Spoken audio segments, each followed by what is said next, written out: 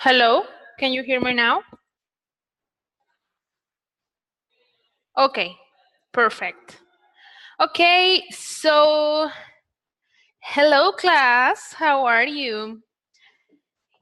Here in this session, you have a class with Miss Lourdes. So, hello everyone, welcome to our class. Um, Today we have class number 4. So let me share my screen so you can see what I have to share today. Okay, so let's keep it this way. Okay, so now can you see my screen? Let me see the chat. Nice to meet you, Aldair. Can you see my screen?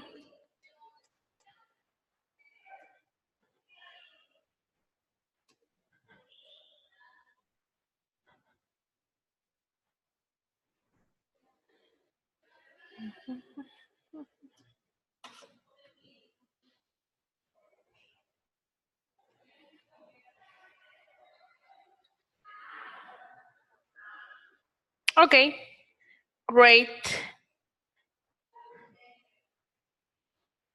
Uh-huh. Okay.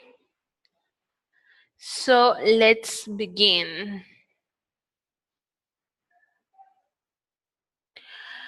Okay, so today we have a really nice class, and we're going to talk about something that we all do and we have to learn somehow, some way, and somewhere. Okay, so today we are going to talk about professional email. Okay, so please take into consideration that this is our advanced level English class. Okay, so and this is a business English class. So we are going to talk about a new language, but from a business perspective. Okay, so we are not going to review grammar or um, the verbs and anything like that. I suppose that you have already saw you have already seen those videos, or that you have already reviewed the materials and documents that you have with CAMEX and with Private Teacher. So here I'm going to focus especially in the topic, okay?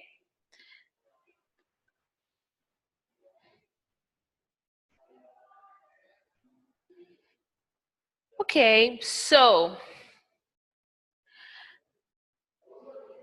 can you tell me why is it important to learn about professional email?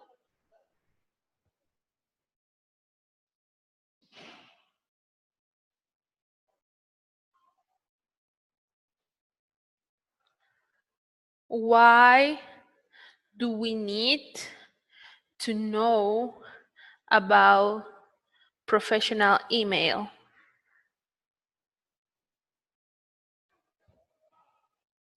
Just think about it. For example, I understand that most of you are related to international business, okay? And you kind of, it's more common in your business line or in your daily routine to interact with people outside Peru. So, is it easy to travel to see that people?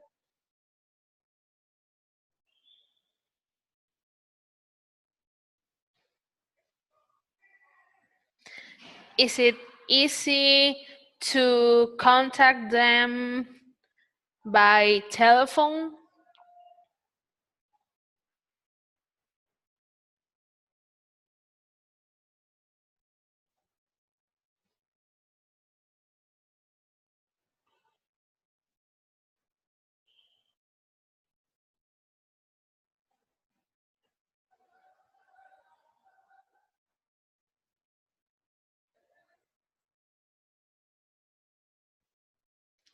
Okay, and why is it important to manage a good written communication? You know, emails is about writing, mostly writing.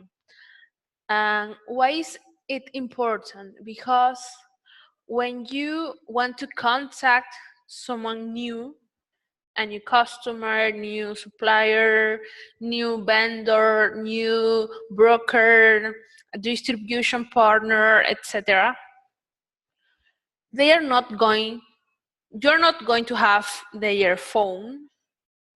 You are not going to be someone close to them, and it's very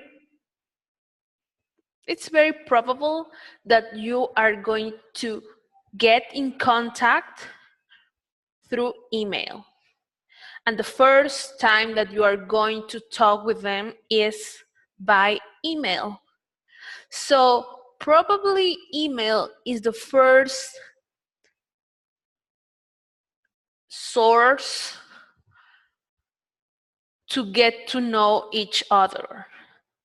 So your email, if you're going to contact someone new, is going to introduce you to other people. Okay?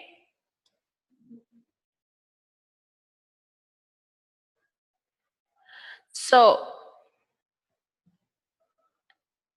if you review the last session, we talked about networking and socializing. One of the topics that we mentioned was business cards.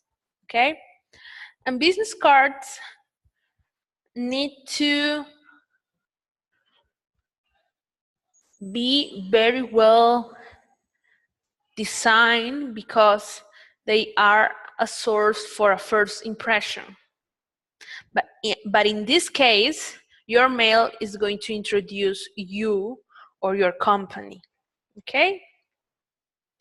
So a little bit about me. I am an industrial engineer. My name is Lourdes, so you can call me Miss Lourdes. From an international business perspective, I've lived in Panama for more than 3 years, and I still have business with them, especially in the technology and education sector. When I was in Panama, when I was an expat there, and I started my company, and I kind of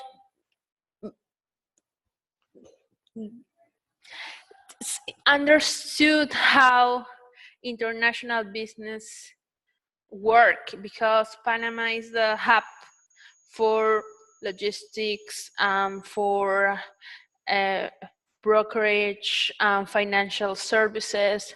They also have a free trade zone, and I kind of get into that, and that's why I attended to events like Expo Logistica, BizFit, and Cybertech which were very interesting events. And previously, I've worked in marketing, sales, education for multinational and Peruvian companies. So this is kind of my story, and I will have the best intention to share a little bit about my experience and connect that with our English class.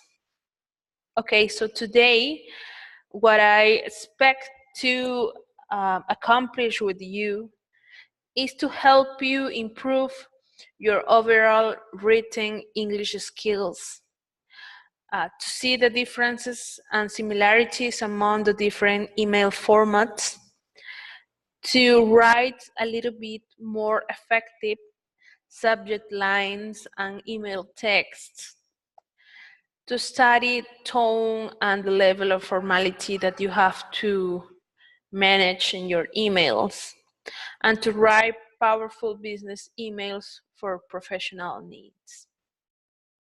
Okay, so tell me a little bit about this. Have you experienced something like this? Just see the pictures and tell me if maybe, I don't know, we don't always have that experience, but maybe you've seen or you've done it yourself, some kind of mistake when you wrote something.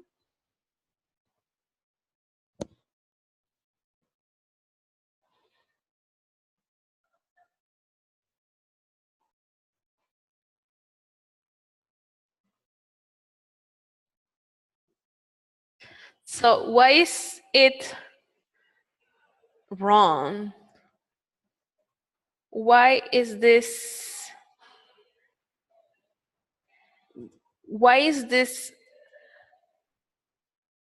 photo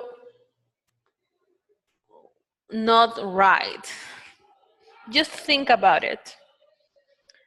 Here you have the first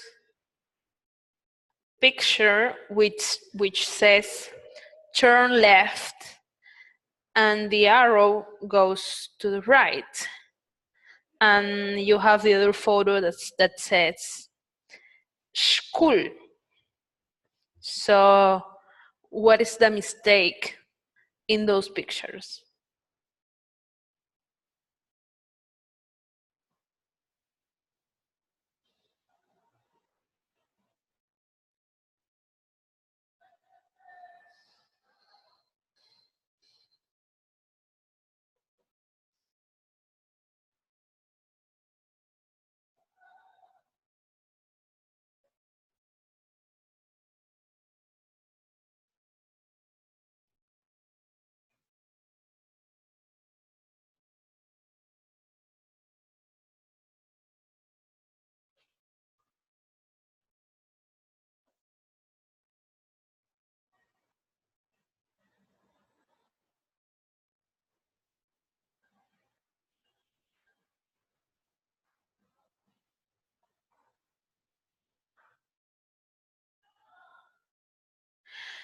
Okay, so in this case, we have a mistake because it says turn left and it's going to the right. So it's kind of at least weird because if you are going your car and it says turn left and you see the arrow that goes to the right, it's kind of, where should I go, you know? And that's kind of a meme. And the other one says school, so the right word is school. Okay, so this kind of mistakes happens always. Okay, so it's kind of, it might be a kind of an error when you type, or maybe you think something and you write another thing, and it can happen, we are all humans and we make mistakes, but what it shouldn't happen is that those mistakes go to the other person that we are trying to um, contact, because it reflects that we haven't been careful enough, or that we don't take her or him seriously because we didn't took the time to review if what we wrote was right. And that's something that I would like to help you understand and avoid. Okay, so we are going to review three main topics for this class. We are going to understand the basic professional email structures in English. We're going to identify key things to do and things to avoid. And we are going to learn how to do basic editing of punctuation and capitalization.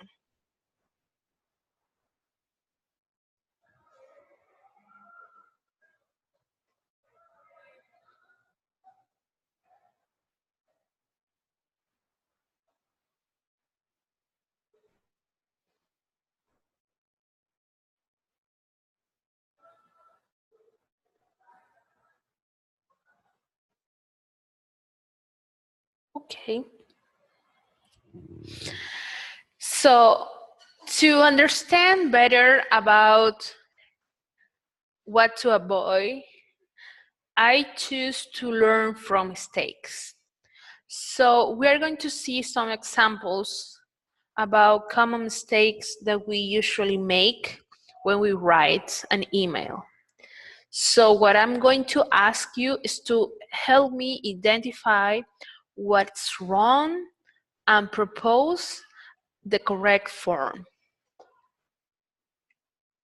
So this is the first example. So I'm going to give you some minutes so you can first just read it and then speak that, you know, put it sound when you read it. And it's going to help you not just to identify the mistakes, but also to practice a little bit about pronunciation.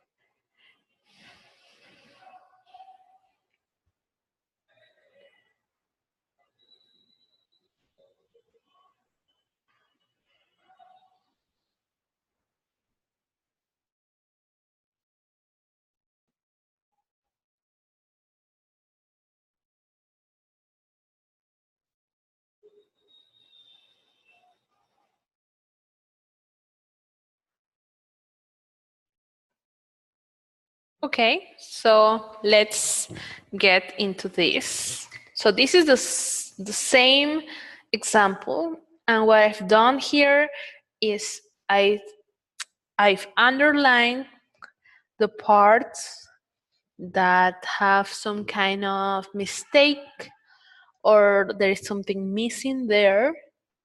So I'm going to give you some more minutes so you can identify first what is missing, and then I'm going to share with you what should be the right form.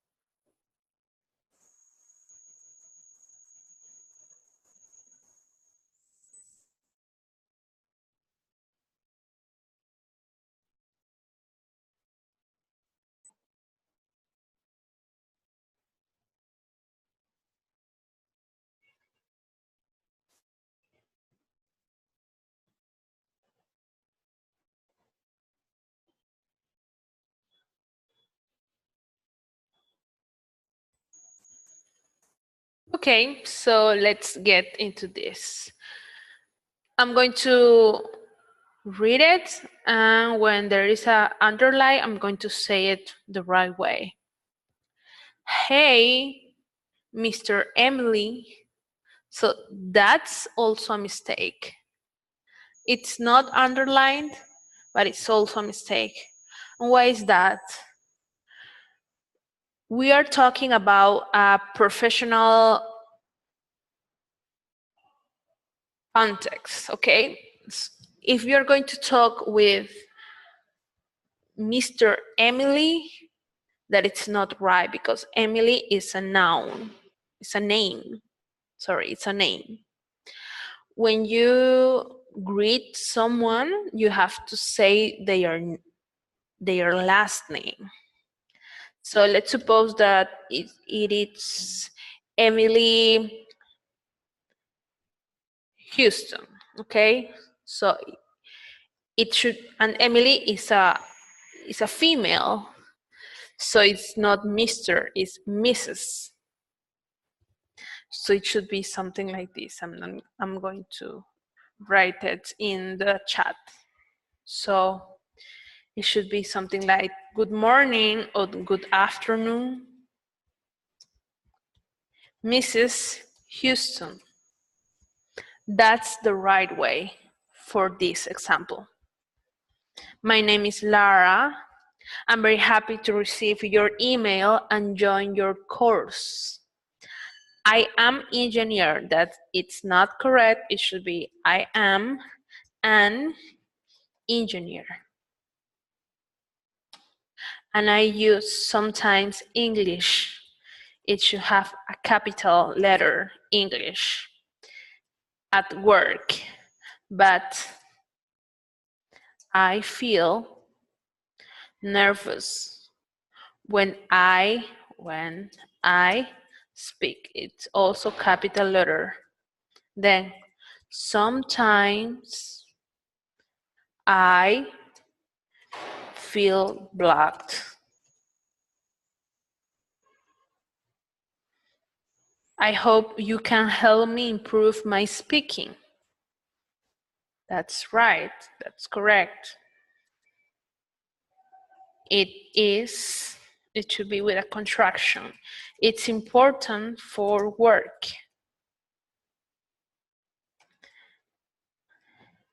This should be a comma. Because she says, I hope you can help me improve my speaking, comma. It's important for work. That's the complete idea. And then you say, I look forward to the 10-day challenge. That's correct. It's very useful to me. Okay, so emoji or emoticon, whatever you say, is wrong. Very, very wrong. If you are going to write to someone important, you don't have to add that, okay? And then you have regards. So there is a comma. Should be a comma, not a punctuation symbol. And then you say your name. Regards, Lara. So there's a Lara missing here. You don't sign your email. You have to say Lara. Okay? So that was the first example. Let's go to the next one, and we're going to do it quickly. Hello, sir. My name is Sam. Just 2 minutes to review right away.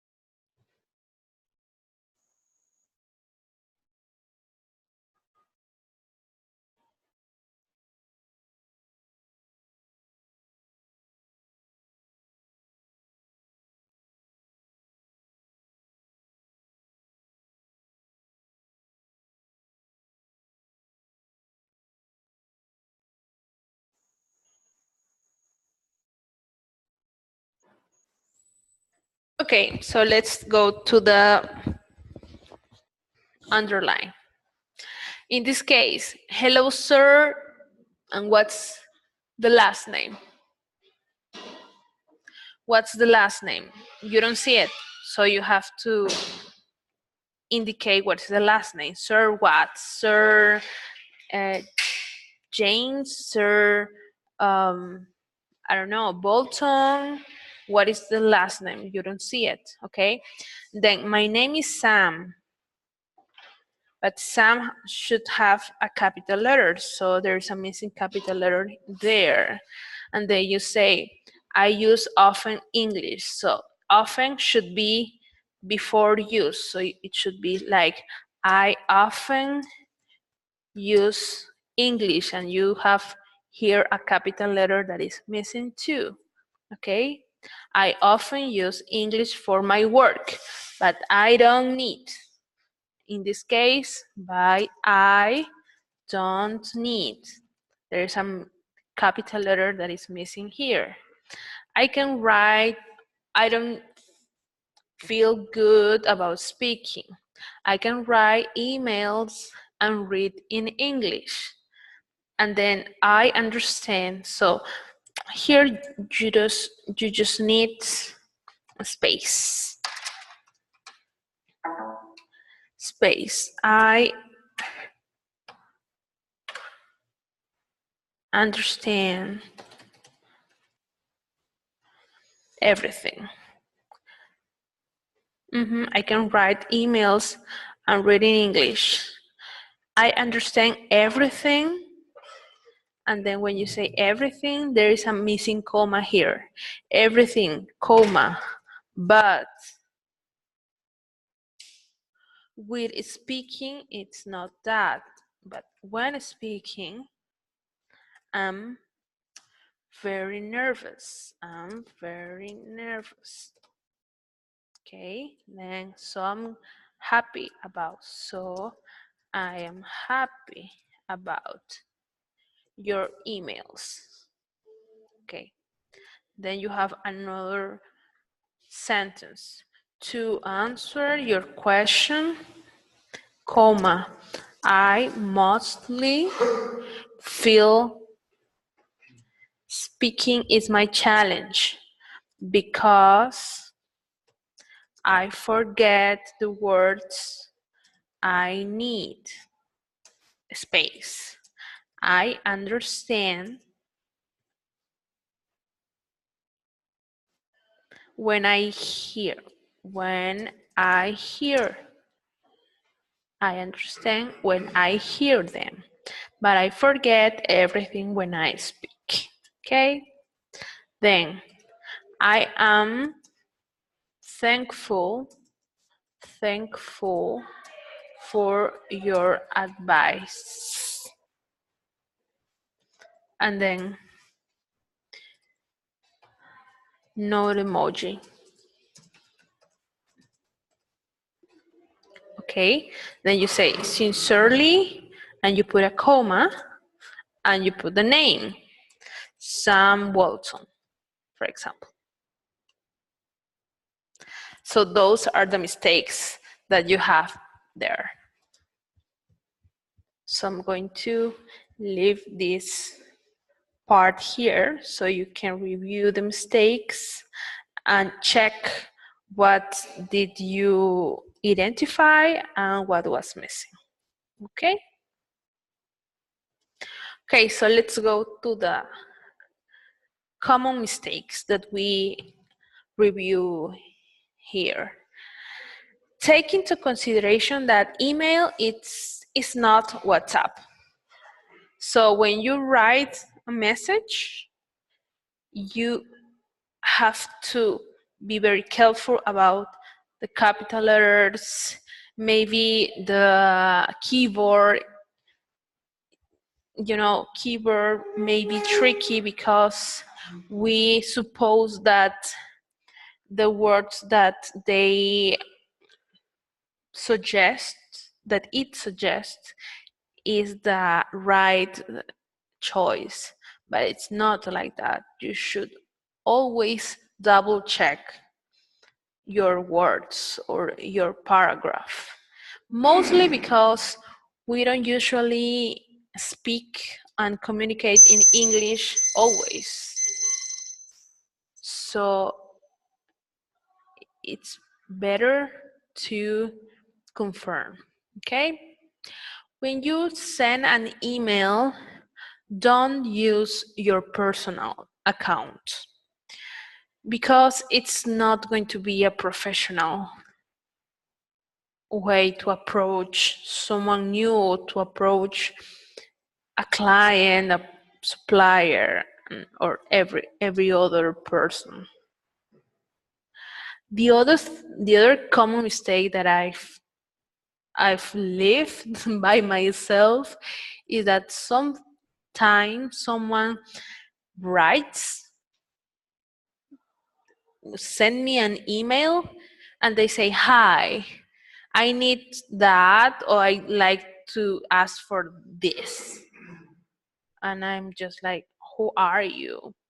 Who is trying to write and he or she doesn't identify himself or herself? It's so rude to see people who suppose or assume that I should know them, And even if at the end of the email you mention your name, I should go to the end of the email to see your name. That's not good. So when you start, you have to say your name, okay? The misspelling words. I have an example here. We didn't expect to receive so many orders this year. Did you find the mistake? We didn't expect to receive so many orders this year. I bet you didn't identify the mistake. So here it is.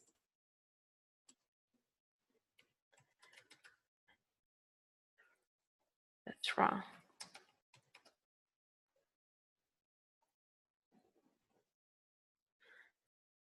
Obviously, we as Spanish-speaking people, we are not going to identify that there is a switch between two vocals where we wouldn't be able to identify that.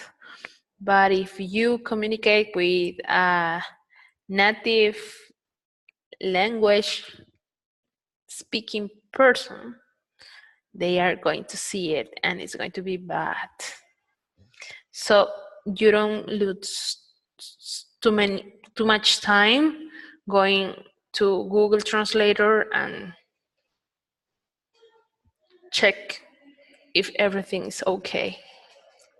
The other common mistake is the articles. So you have a, and the. The is easier, but a or is more complicated because we don't have those kind of articles in Spanish. So remember that when you use a, is because the next word is going to begin with a consonant. And when you use an, it's because the next word is going to begin with a vocal, okay? Sometimes it's not that we did it wrong. Sometimes it's just that we missed that. So in this case, let me put it here. It should be, this is a consultant. So the wasn't here, and that is what is missing. Okay. The final common mistake, and it may come from our normal Spanish speaking habits. And why is that? Because usually we don't like put our ideas in small sentences. So we kind of just write it down and don't use commas or punctuation signs. So you kind of avoid to apply them, and it shouldn't be that. For example, let's read this. You are invited to our project meeting at 3 p.m. to discuss our weekly progress. The samples will not arrive in time for our sales launch next month. John is still waiting for your customer survey forms to write his report. So that's a lot of information for a paragraph. okay? Instead, you should start a new paragraph for each new idea or topic, okay? For example, you are invited to our project meeting at 3 p.m. to discuss our weekly progress. And then you explain more about the meeting because this was about just a meeting. The second idea is that the samples will not arrive in time for our sales launch next month. So in that case, they are not talking about the meeting. They are talking about the sales launch and what is not working to do it. Okay? And the third would be John is still waiting for your customer service forms to write his report. This is another completely different idea. So it was too much information for a paragraph. And let's keep it real. You know, Americans are very practical. They don't like a lot of detail, but they also like to communicate, connect, and receive communication from people who are very empathetic with them because they understand that they are very busy people and we should write something that is simple to read and easy to understand. So at least we have to check what we write 2 times, but it should be 3 times.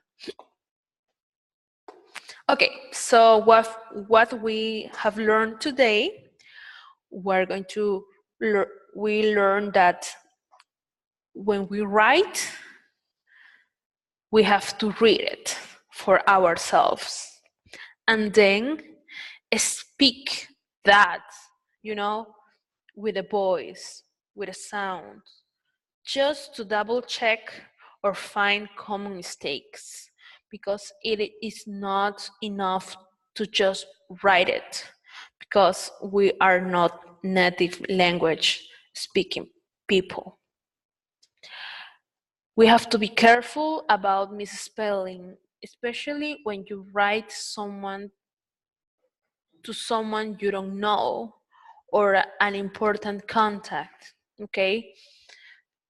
Because the details and the first impression matter very much to American people or English people. And if you take the time to communicate easily, they are going to follow you through, and it's going to be much easier to establish something serious with them. And remember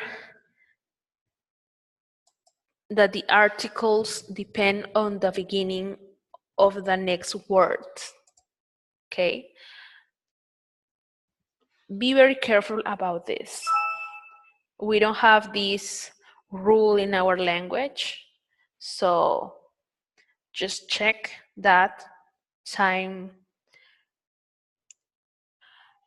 and then practice empathy. Don't assume that the other person has all the information and avoid the technical jargon, okay? Remember to put your name, to treat them as Mr. or Mrs., not like John or any other name. It's better to use the last name, and then if they ask you to treat them by their name, it's okay. But don't assume that. Okay, so that was the class that I wanted to share with you today. I hope you practice a little bit more about writing in English, but especially for an email, for a business email.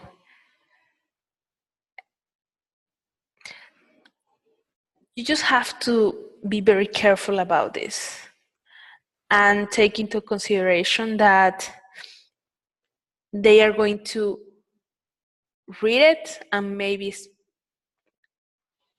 speak through that, and you should sound okay.